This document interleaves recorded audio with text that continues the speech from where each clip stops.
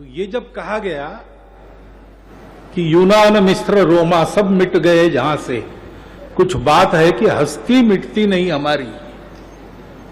वो हस्ती ये ज्ञान है जो संत महात्माओं से हमको निरंतर मिलता है।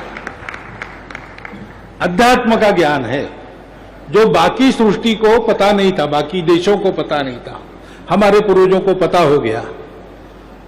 तो उसके कारण हमारा देश दुनिया को समय समय पर संकट में फंस जाती है, दुनिया तब लड़खड़ाती है, तब उस संकट से बाहर निकालने वाला देश बन जाता है, क्योंकि जीवन की संपूर्ण दृष्टि हमारे इस अध्यात्म ज्ञान में है। जीवन की वास्तविक दृष्टि हमारे इस अध्यात्म ज्ञान में है।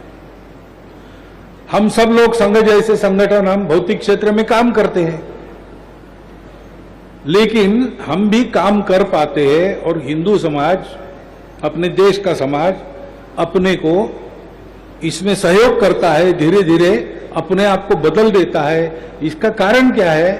क्योंकि युगानुयुग से हमारे देश में संत महात्मा मुनिवर सब लोग समाज को ऐसे तैयार कर रहे हैं।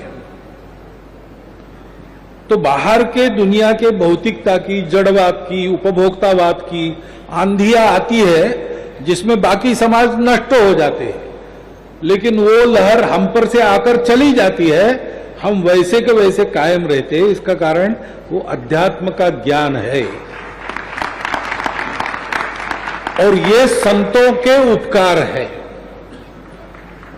और इसलिए अपनी श्रद्धा को यहां निवेदित करना और संतों के उपदेशों को अपने जीवन में उतारने का प्रयास करना, ये काम हमको करना पड़ता है।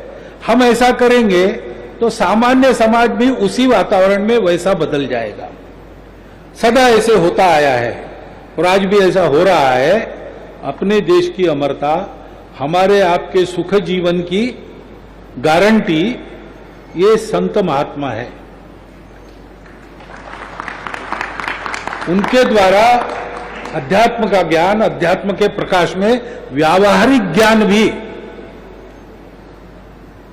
अब मुनिवर इनके सबके गृहस्थी वगैरह नहीं है, गृहस्थी का अनुभव आपको ज्यादा है, ऐसा आपको दिखता भी है और लगता भी है, लेकिन गृहस्थ जीवन में भी कैसे होना चाहिए इसकी सटीक सलाह संतों से मिलती है।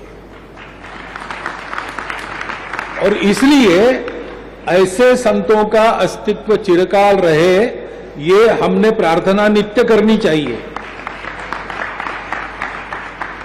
सत्संग, संतों का संग, सत्पुरुषों का संग, इससे भी आदमी तर जाता है, ऐसा अपनी परंपरा में कहते हैं। उसका कारण यही है, मूल वहां है।